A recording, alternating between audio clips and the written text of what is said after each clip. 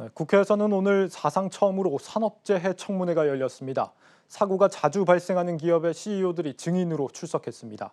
내년 중대재해기업처벌법 시행을 앞두고 경각심을 주는 자리였지만 이 제도가 사후 처벌에 치우쳐 운영되지 않도록 보완해야 한다는 목소리도 거세지고 있습니다.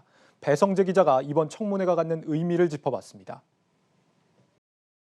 최근 연이은 사고에 대해서 국민 여러분께 심려를 끼치는 데서 대단히 죄송하게 생각하고 또 이 자리에서 유족분들께 진심으로 사죄드립니다.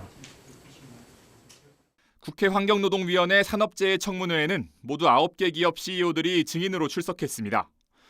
이들은 반복적인 사고에 더해 하청업체에 위험한 일을 맡기는 이른바 위험의 외주화가 일어났다는 비판에 직면했습니다.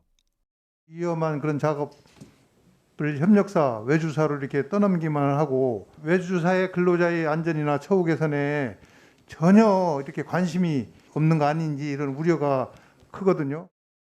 실제로 최근 5년간 이들 기업에서 발생한 중대재해 사고 중 80% 이상이 하청 노동자였던 것으로 나타났습니다. 사고가 날 때마다 기업들은 사과문 또는 사고 방지 대책 등을 내놨지만 중대재해 사고는 줄지 않았습니다.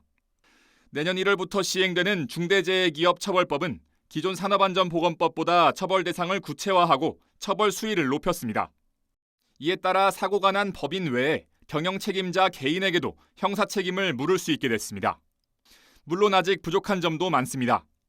시설이 노후에 발생한 사고나 작업자 개인의 실수로 인한 사고까지도 경영 책임자에게 책임을 묻는 건 너무 가혹한 게 아니냐는 주장이 대표적입니다. 사고가 일어나는 유형을 보니까 실질적으로 불안전한 상태하고 작업자의 행동에 의해서 많이 일어나더라고요. 그래서 불안전한 상태는 저희들이 안전 투자를 해가지고 많이 바꿀 수 있지만은 불안전한 행동은 상당히 어렵습니다. 법조계에서도 이번 중대재해기업처벌법이 사전 예방조치 마련보다는 사후적으로 책임자를 처벌하는 데 치우친 측면이 있다며 보완책을 마련해야 한다는 지적이 나옵니다.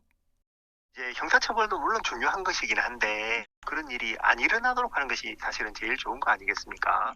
그래서 우리 사회가 투자하고 관심을 갖는 그 출발점을 어떤 행정조직적 그리고 행정 기능에서부터 풀어나가는 건 어떨까 하는 아쉬움이 많이 남습니다. 더 이상 회사가 고용자들의 죽음을 방관해서는 안 된다는 입법 취지가 훼손되지 않도록 충분한 예방 조치가 취해져야 한다는 의미입니다. 정부는 앞으로 산업 안전을 맡는 조직의 위상을 격상해 산업안전보건청으로 독립시키는 방안을 마련하기로 했습니다. 한국경제TV 배성재입니다.